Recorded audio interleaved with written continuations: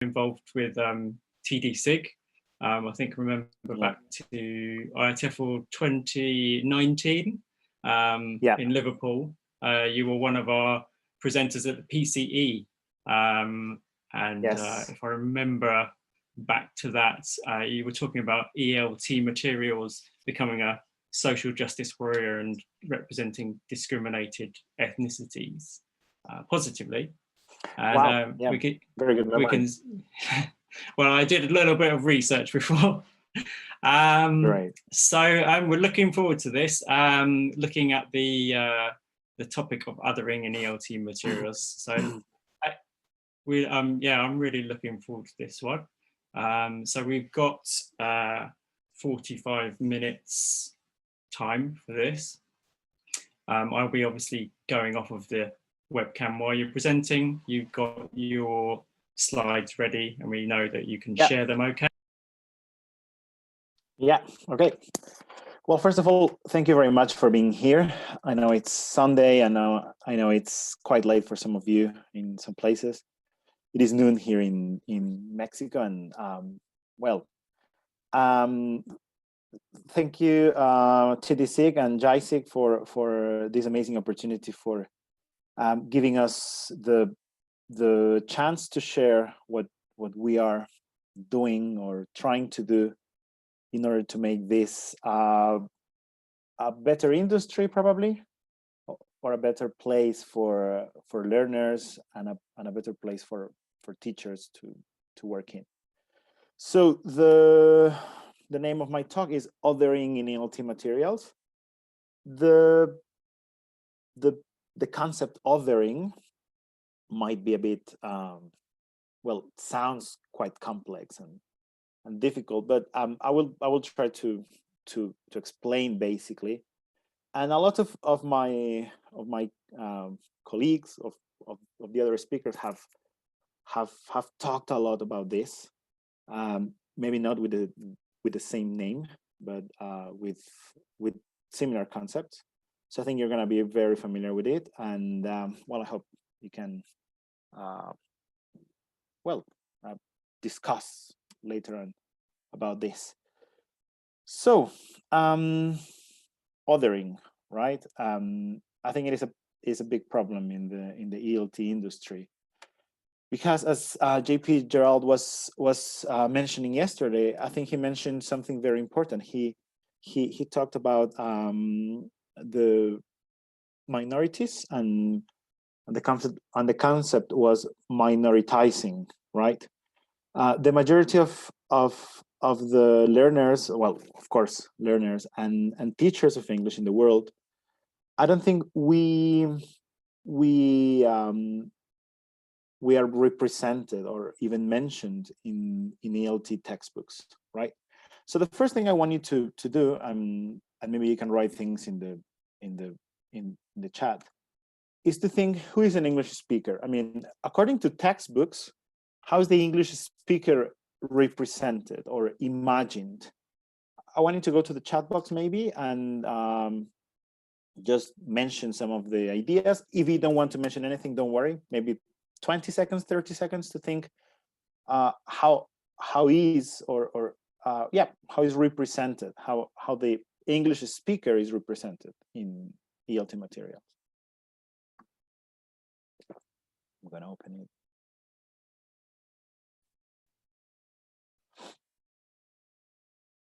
Yeah, white, of course. White, straight, dominant, of course. British or American, straight, of course, yes. Yeah, if you notice, there is a list of expectations, right? A list of expectations that someone in the industry chose. Yeah, it's not something neutral, as Taylor Vega was saying yesterday. Representation in materials is not neutral, it's political.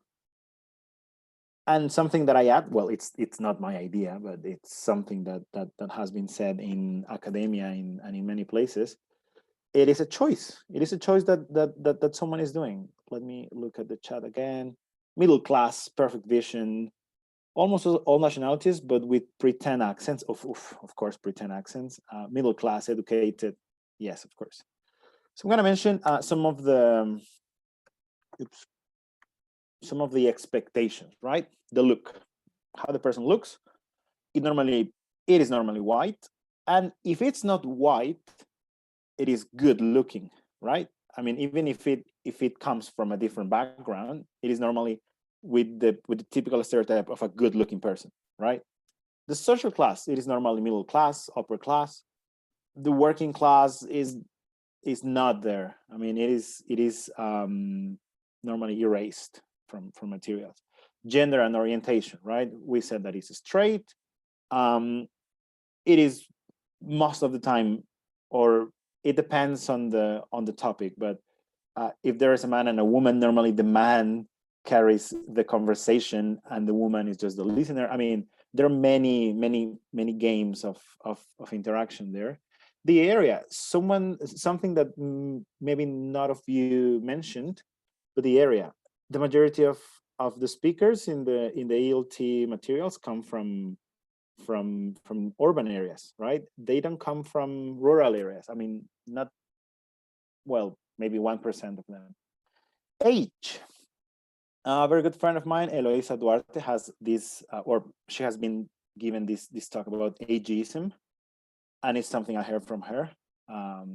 Yeah, they are young. They are normally young. The English speaker is young, because if old people are somehow represented, they are just the grandpa of, right? Or they are just grandma who is there just knitting or doing something like this, right? And how about disabilities? We start seeing some disabilities, but we don't see other kind of disabilities, like blind people, for example, right? So the list of expectations that someone in the industry has created is a list of which a lot of our learners and us are excluded, right? We are not part of them. We are minoritized, like JP Gerald said yesterday. Even if we are the majority, someone decided that we are not one of them. And you know that the probably the process of learning a language is becoming someone, right? It has to do a lot with identity. So if you don't see a possibility where you can fit in the textbooks that are like the pamphlets of the ELT industry, then a lot of our learners feel just left out, right? They just feel that they don't belong there. They cannot be part of that. I'm going to read this quote by Gary and Block in an article that they wrote in 2014 about the working class being erased from textbooks, not just English textbooks, but textbooks in general. History, English as a mother tongue, all textbooks have erased the working class.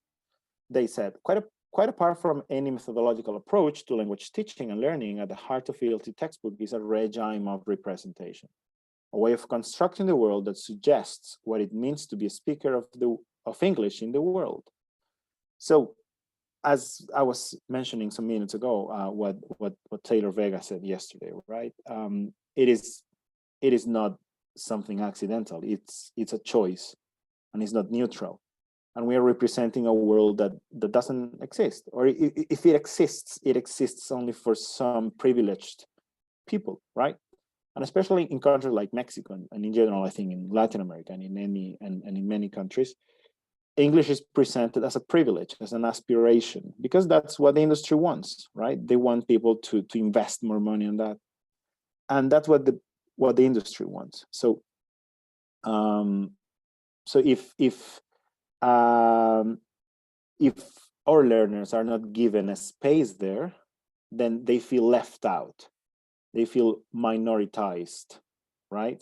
They feel othered, which is what I'm going to talk about today.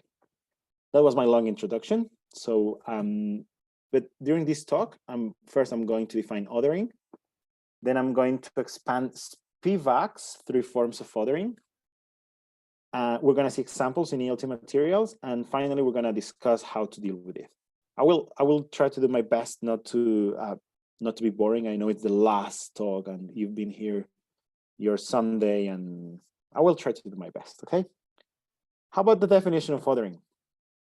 Here I have a definition from Thornbury in his famous A to Z of ELT, right? He uses the O for othering. And well, for him, othering is the way members of one social group distance themselves from or assert themselves over another by construing the latter as being fundamentally different, the other, right? And I think this is still a very neutral definition. It's an ELT definition, right? Even if this topic of othering has been present in ELT for a while, it's not basically, or I mean, one of the most relevant topics, right? But that's why I tried to find another definition. This one comes from Schwalbe. I'm not sure if I'm pronouncing his surname all right, but the definition is, and it's a different definition. I will tell you why in a second. The process whereby a dominant group defines into existence an inferior group. And here we have two differences between Thornbury's and Schwalbe's definition.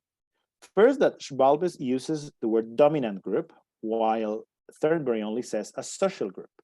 So Schwalbe is involving power there, okay? There is power when you're doing othering.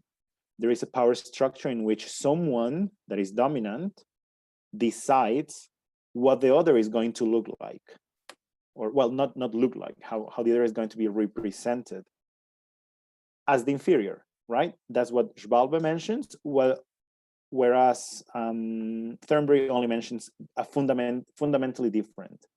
So according to Schwalbe, then othering is representing a certain group as superior to other, right? In terms of many ways. I mean, morally, economically, many ways to be represented as superior, okay? So that's what Schwalbe mentioned. Now I'm gonna talk about Spivak, who is probably one of the best known thinkers about othering. She's very well known in the discipline of post-colonial studies. So even if it's not something very ELT, I think it's very interesting because it is applied in ELT as well. So she said that, sorry, I'm gonna take some water. She said that there are three forms of othering. According to her, the first form of othering is power, right? How the powerful represents themselves to make the other a subaltern, yeah? And this can be seen in many ways. This can be seen in history, in literature, in movies, in ELT textbooks, of course. How someone that is deciding who is who in the game represents themselves or the people that are similar to him or her as the superior, right? And of course, there is the inferiority. I mean, it's not just representing me as the superior, but it's also representing the other as inferior, right? How the other is attached with negative, passive, or problematic characteristics, right? Today, you know that many textbooks claim to be multicultural, right? And they even have these covers in which you see people from a lot of different backgrounds. And there was this joke about Angelina Jolie's children, right? That looked like a textbook cover, like an English textbook cover, because that's how English textbooks have tried to portray multiculturalism, right? But that's only on the cover, because when you see when you read the book, when you go through the book, then you realize that there are two ways of, there is one way of representing the other, the one that is not white, straight, middle class. When they represent the other, they are normally represented as exotic, not very civilized, with problematic features, etc. Right? So that's how Spivak said that the second form of othering was representing the inferior.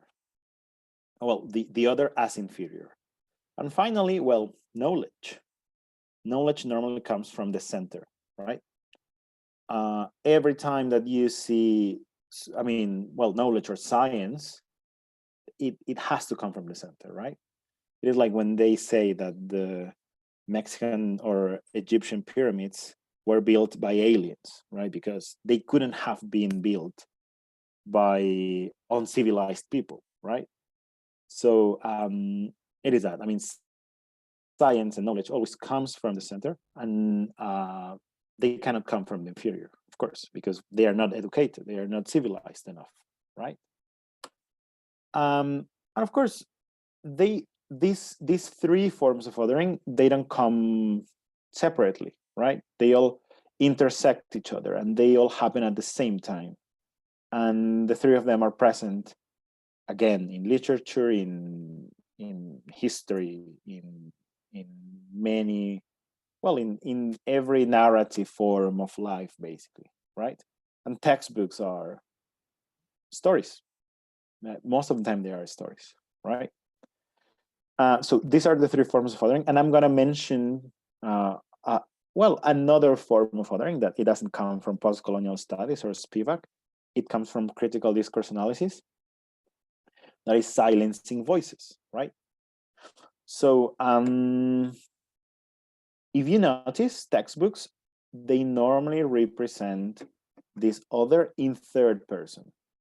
So this is the position the voice is taking is a privileged position, right? Because it's depicting someone that is out there in another remote country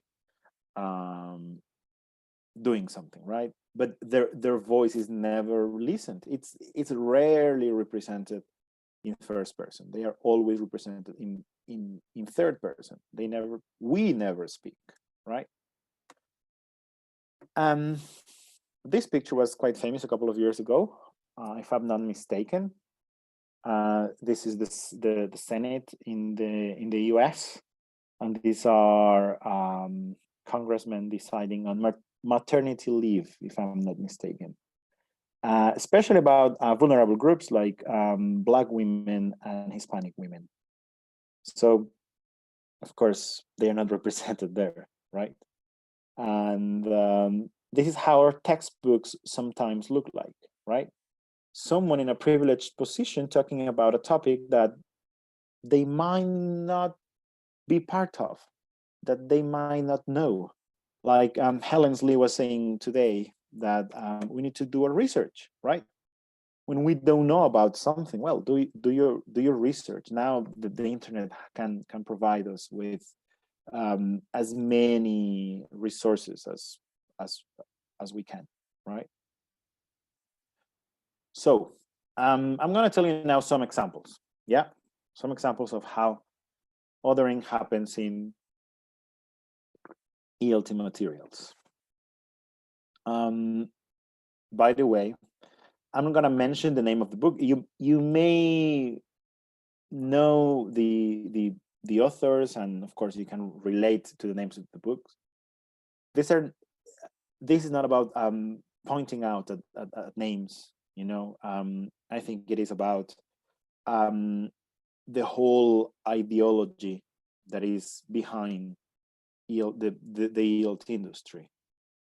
That is changing, like we have been talking, but it is still very privileged, right? So again, it's not about someone in specific, it is about the ideology. I had to cite some names that you may relate to specific books, but it's not about the names. Let's just focus on the content, on the discourse in this case. So I'm gonna show you some examples, and I'm gonna tell you how I think, in my opinion, they are othering a group, right? So the first example is a text that comes in a book. It is about the mountains of Afghanistan and Pakistan, and it's the man who moves mountains, right? Now that Mike was mentioning my talk in Liverpool at the PCE, I remembered I used this same example. The man who moves mountains. Greg Martinson hates to be called a hero, but in the mountains of Pakistan and Afghanistan, that is what people call him. He has helped them to build more than 60 schools, and this has changed the lives of many young people, especially the girls. But what first brought a white American man? Yeah, I'm not joking. That's what the text says. A white American man to this remote part of the world where tourists rarely go. Well, the three forms of fathering are there, and it's also silencing voices. But the three forms of fathering are there because we are representing the powerful as a savior. We are representing the inferior as a subaltern, as in need of being helped, and the knowledge comes from the center, from a white American man, right? Also, the position when they use the adjective remote, well, it is. I mean, Afghanistan and Pakistan are remote places for me, that because I am in Mexico, and for someone in the States, because I guess that this book was written either in the States or in the UK. But if you live in India, Pakistan and Afghanistan are the country across the border, right? I mean, I think the adjective remote says a lot about what it the position of the writer and the editor, right? We are in this place, so for us that is very remote. And also the way in which they say where tourists rarely go, as if a place is valued because they can attract a lot of tourists. You know, I mean, I think it is a very privileged perspective, the one that is portrayed in this text, at least, right? Second example, the great Eskimo vocabulary hoax, right? Eskimo, the word schema, first of all. To be fair, in the text, the author says that they don't like to be called Eskimos. They prefer to be called Inuit. So why do you use it in the title of the text, right? Well, first. Second, well, it's about how many words they have for snow, and the little piece of text ends when it says, in 1940, Benjamin Whorf, an American linguist, said they have different words for snow because they see snow differently. The third form of othering is very present there because the knowledge comes from the center, from someone in power, because an American linguist has to validate if they have different words for snow or not, right? But they are not asking an Inuit person. They, I know that the text was about, you know, differences in languages and all that, but at the same time, I think it would have been easy to ask an Inuit person, how many words do you actually have for snow? And second of all, well, I suppose that there are a lot of other more relevant topics than how many words they have for snow for Inuit people now.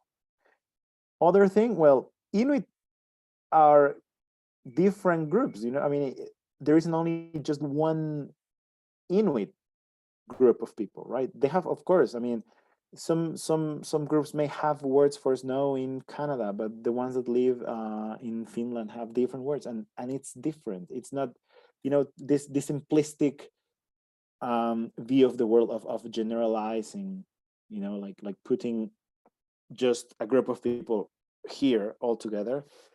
It is, I think, very problematic, right? Next example is about Sherpa Guides. If you notice, every example comes from a different textbook, so it's not only one textbook.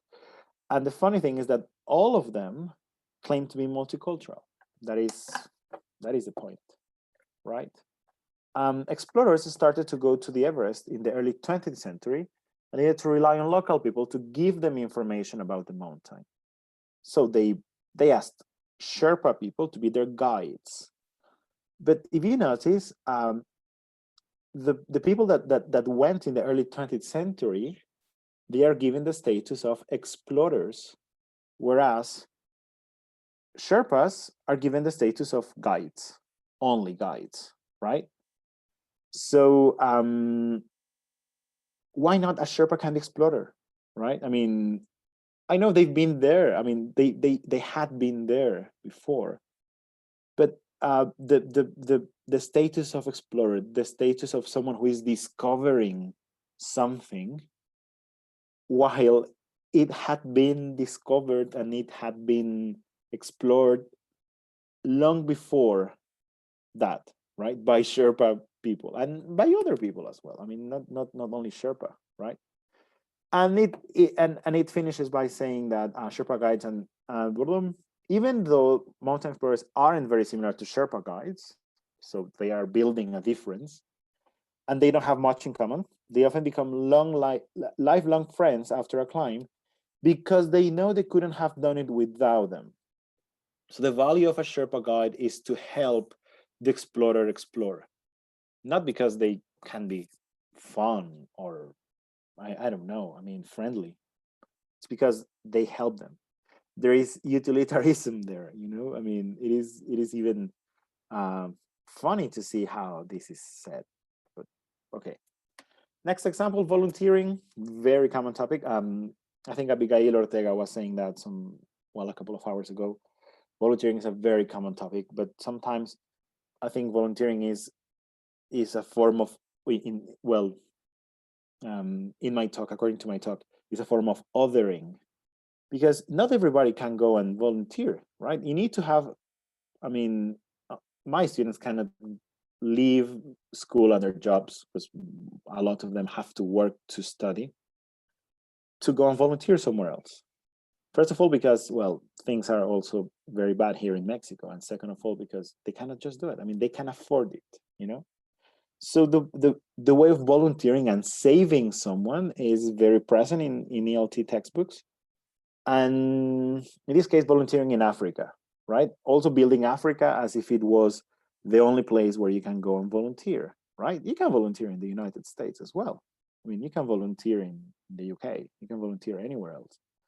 But you're building Africa as a place in need of help. And again, Africa, as if it was a whole thing altogether, right? A very simplistic view of the world. Simplistic view because it comes from someone that doesn't know much about Africa in general. Finally, my favorite one, because I am Latin American, Gustavo Dudamel is one of the best in the world, orchestra conductor. But we are not in New York City, London, or Vienna. We are in Caracas, the capital of Venezuela, right? Again, building that knowledge, art in this case, comes from the center. It can come from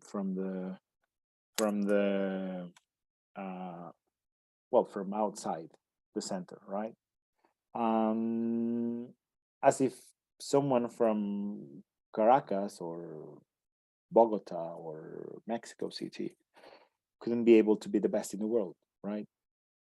So as you see, othering is very present with these specific examples, but just by using a text about a tribe in the Amazon and the text being in third person, that is othering, because you're excluding them from saying what they want to say about themselves, right? So by just switching this, it would be totally different. And that's one of the three ways of dealing with it that I'm going to mention. Now that I have mentioned the examples, I'm going to talk about three ways that I have found to deal with it. First of all, let us speak, right? Let us speak in first person in textbooks. It is very important to hear what actual people have to say about their own issues, right? Using the first person can be even a lot more engaging than using the third person, because you're listening to a story. It's like in Bakhtinian's terms, I don't know if I'm using the adjective correctly. Well, according to Bakhtin, using this dialogue, I think it is a lot richer than using a text in third person. It is a lot richer to use the first person, and so it interacts with the learner, right? Second, we can be models to follow, right? Taylor Vega was also telling us yesterday about using different Englishes from different parts of the world. Well, this is a great opportunity. Try to use the example of Greg Mortensen, for example. If you go to the internet, you will find some videos of some people from Afghanistan and Pakistan talking about Greg Mortensen in English. And they can be used in your class to make this opposition to what the text actually says. And they are not very happy with Greg Mortensen, as the text claims, right? So they can be models to follow. We can be models to follow, right? Because, well, nowadays we need to hear real English, and real English is English from the outer circle as well. And finally, well, let us discuss our own issues, right? Normally, when you talk about issues like migration or well, problems in general in the world, teachers, you go to YouTube and find a TED talk about something, or you download this article from the New York Times, and it's okay.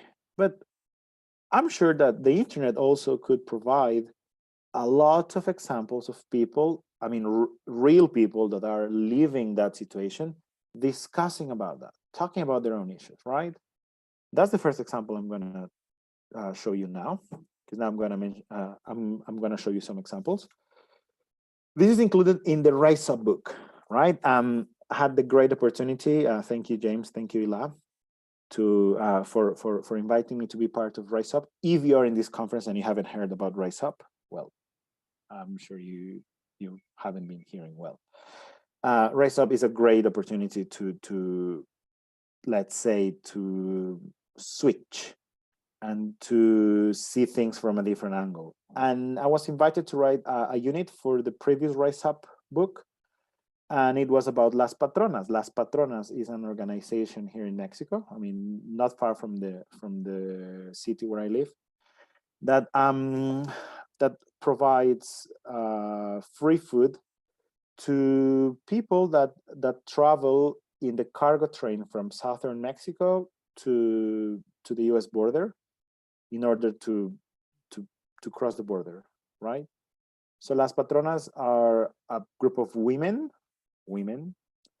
that decided one day that they could help others, that it was okay to help others too. And they organized themselves, and they started giving free packed lunches to people traveling in the cargo train that is called La Bestia, the Beast. And they go every day, well, twice a day, and give free food to people. That's their job. That's what they do. And they have been doing this for 15 years. I mean, to write this lesson, I had the amazing chance to talk to them, to interview them. Actually, the profits of the second book of Rise Up, it is basically it is a charity. The profits from the second book go to Las Patronas. And yeah, well, I had the great chance to talk to them and everything. So I did my research, like Helen Lee said. And I wrote this lesson in which I used 3 of their tweets, and they were in Spanish, so I translated them into English, and they are talking in first person. They are talking about their own issues. It's not an article from the New York Times about migration from Central America and Mexico to the US. It is people that are living this every day, the ones that have a voice, right? The ones that have an opinion and want to talk about it, right? They are a model because in the unit, learners have to, well, the product at the end is writing tweets about an organization they want to create based on Las Patronas tweets. So they are models to follow as well. So I think that is a great opportunity to show students that, well, as Abigail Ortega was saying a couple of hours ago, you don't textbooks sometimes they only show the famous artist, the one that won the Nobel Prize, and it's fine. But sometimes we need to portray normal people, right? Like us. I mean, people that are doing something good and that might not be very well known, but that are there. And for example, in my context, when I used this in a class, it was really powerful because some of my students come from that area actually, and they were very kind of shocked to see Las Patronas in a textbook, because it was a textbook, even if it was written by me, but they didn't know that. And it was impressive for them. They were like, wow, I know about Las Patronas, I have seen them, and they are in a textbook, right? So it was powerful, it was engaging, they felt represented, they felt they have something, right? They saw themselves as if they were in the book, as if they were given the opportunity. I was, well, not me, but the unit basically represented an option to be an English speaker. And my students saw they could fit in that option. So I think for a lot of them, it was very, very interesting. And some of them that might have felt that they didn't belong, that they didn't, that they couldn't do English, basically. I'm sure, well, I cannot say that, but I saw some faces when I used this, and I am sure some of them felt they could actually belong, right? I'm going to use a couple of more examples from Rise Up that I didn't write, but that either James or Ila used or wrote, sorry. And this is about the working class, right? How many times we see the working class? If you go to the jobs unit of every single textbook, you see doctor, you see teacher, you see dentist, you see many other occupations, but you don't see, sometimes you see construction worker, sometimes you see plumber, but it's not very common. And again, in my context, for example, a lot of my students' parents come from, do those jobs, and it's fine. And if they don't see their parents' job in a textbook, I think it is as if they were not valued. You know, like if only doctors and dentists could be valued, and of course, doctors and dentists are valued, but a plumber is valued, a construction worker is valued, and they are important for society. I mean, we have seen that in this year, right? I mean, that every single part of society is important. So in the Rise Up book, they just wrote a text, an exercise, sorry, a grammar exercise based on someone speaking in first person about working life. That's it. I mean, we need to listen to this. It's not just middle class and shopping and going on skiing holidays to Aspen. You know, it is not just aspiring. It's listening to real stories, I think. Life on the farm, and another example from Rise Up. Again, first person, talking about how it is to live in a farm, right? Not just big cities. Yeah, I think that's very important. The last one I'm going to use, it is again, it's not something that I feel very, how can I say, very prepared to talk about. That is transgender, for example. But I am sure this is a topic that was heard many times this week about Elliot Page. Using his text, using his text, I think it is very important as well. Listening to other realities, to other possibilities, and not just this, again, this list of expectations. Heterosexual people, white, middle class, with no disabilities. I mean, we need to listen to other stories, right? And well, that's basically it. I'm gonna just finish by quoting Paulo Freire. authentic education is not carried on by A for B or by A about B. Yeah, it's not about someone in a power position telling us how to be or telling us how the English speaker should be, but it is about education by A with B together. And I think that says a lot. I think the ones that are not like us, that don't fit in the normal English speaker, I think it is also up to us to do something and to participate in this discussion about who is who in the ELT industry, mediated by the world, mediated by the reality, by something that is not just about going shopping or going on holidays. The world, I always tell my students that the world is a lot more complex than just the simplistic thing that they see in their English textbooks, right? It's not just about going skating in the park and meeting someone and introducing yourself there, right? One day I was problematizing that interaction that came in a textbook, and all my students agreed that they wouldn't be brave enough to talk to someone in a park while they are skating, right? So you see that the world is a lot more complex because there are a lot of complexity in the relations between or among people. So I think we should address those issues. And well, it's a world which impresses and challenges both parties, right? Not just the powerful, but everybody, giving rise to views or opinions about it.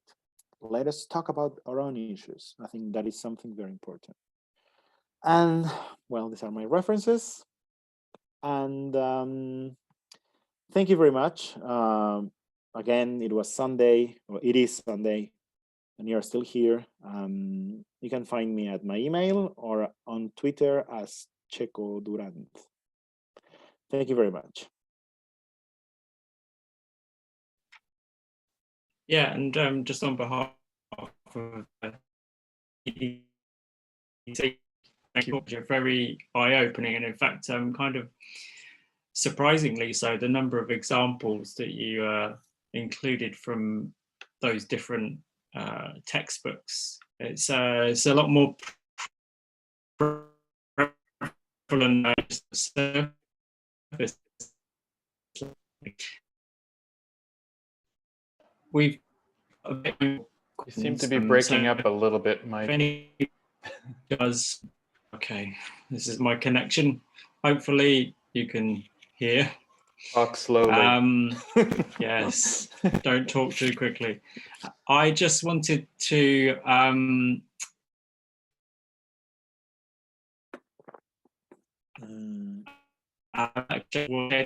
more towards the beginning of from Sarah Conway, I think, talking about a colleague in Mexico, Melissa Ferrin, I think is the name, talking about the reason for teaching English, and not that the students can learn about the world, actually learn about the students, and nice comment. Up if anyone else wants to ask any questions now. So if anybody does want to ask questions, we have a few minutes for sure before we're going to say some goodbyes and thank yous and things like that, as people from Tent B are going to migrate over here in a few minutes. And I found that this works well when we turn on our webcams and or say orally these questions, but that's up to you. So I'm going to stop sharing your last slide there so that we can see each other. Yes. And yeah, please do. I'm reading the chat a little bit. Thank you everyone for your comments. Yes, Helen, I think you can share that on Twitter. It'll be interesting if Elliot replies. Thank you, everybody, for your comments. Yeah, if you have any question, any comment, I would be interested to read what do you think.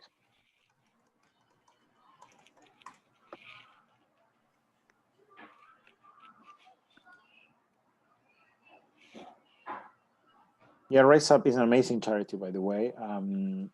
Last week, Ilan, James, well, and another team of writers launched their B2 book. And again, they all the profits go to another organization. So it would be a great idea to buy. I think that there are now 3 books. Each one of them is raising funds to different charities. So it would be great. I posted a random comment, which I now look back as random in the chat box, but it was because I think the charity, or one of the charities of the Raise Up books, was featured in that Netflix series, A Queen is Born. It was a Brazilian drag show. Oh, all right. Yes, exactly.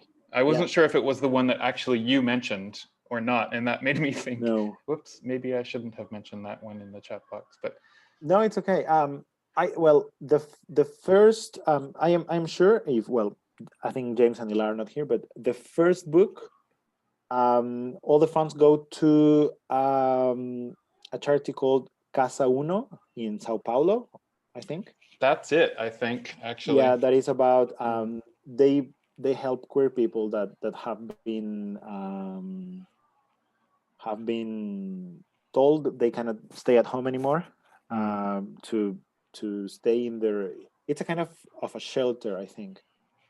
Right. And this association Casa Uno, they teach English, they teach different things to all the people that are living there.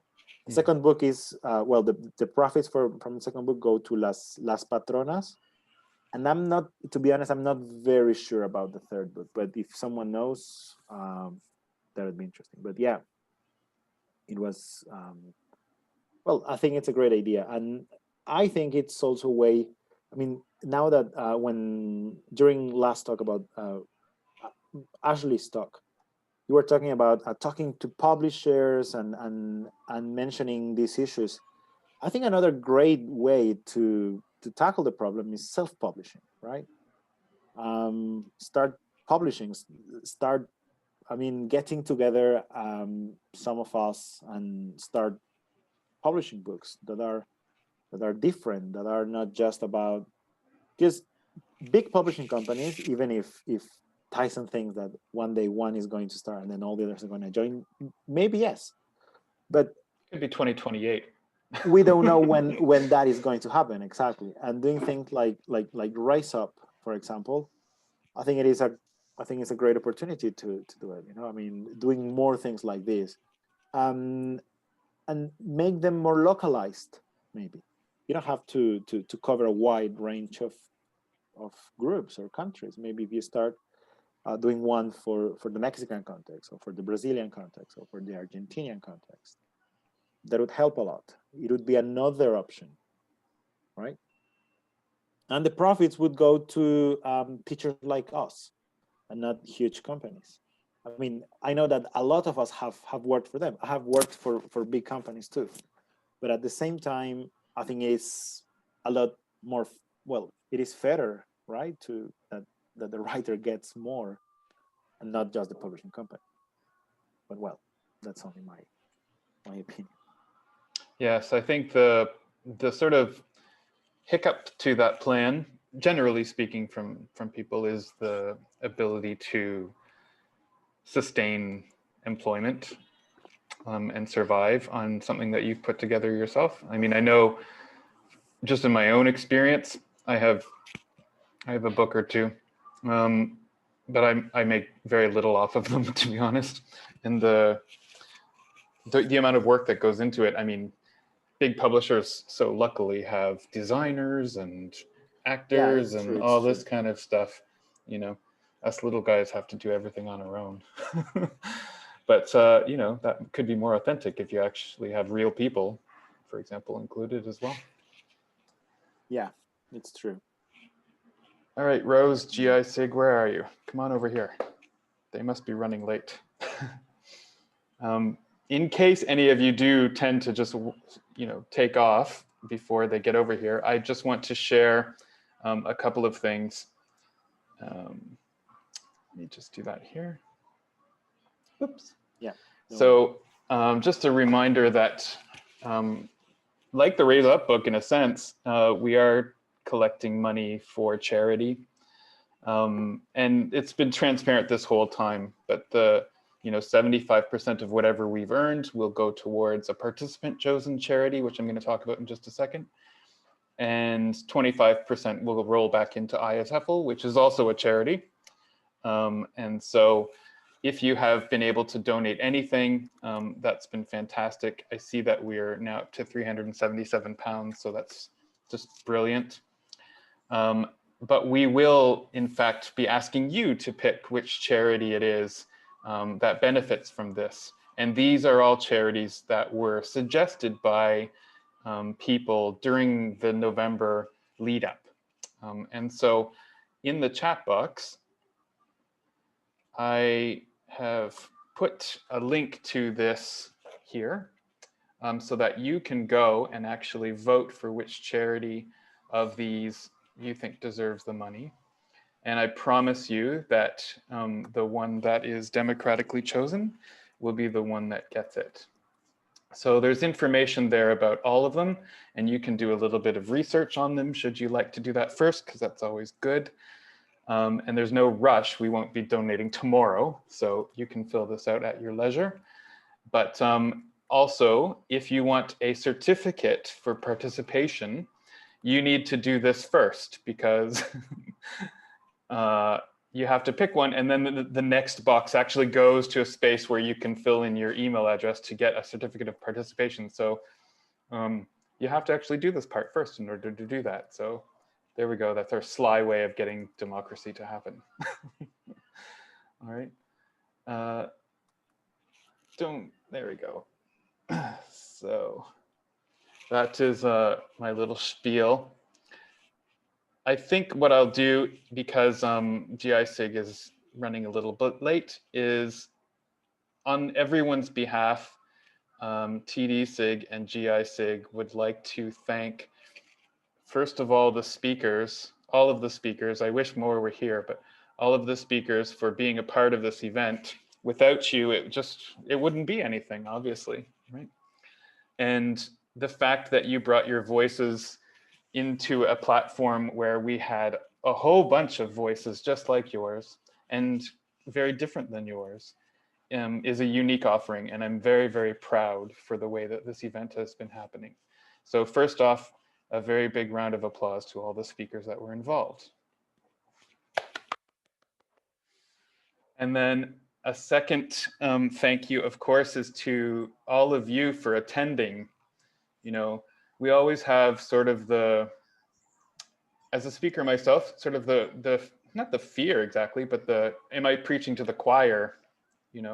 Is that just this echo, the silo that I'm in constantly? And I don't think that that's something to really worry about so much. I think maybe in this context, we so rarely have an opportunity for all of us to spend 2 full days together, digging deeply into sessions that we don't have to be so super surface level about, and we don't have to whitewash or heteronormatize to an audience, to make sure that they're not offended or that they want to come. We're all here for it and we all want it. And so absolutely, to everybody who's participated and shared these sessions and tweeted, Helen, all throughout the day, yesterday and today, I'm very, very, very thankful. And so finally, a round of applause for you guys. And yeah, I think that's about all I want to say. So I hope you all have had a great conference and a great afternoon. And we'll see you on the other side. So thank you very, very, very, very much.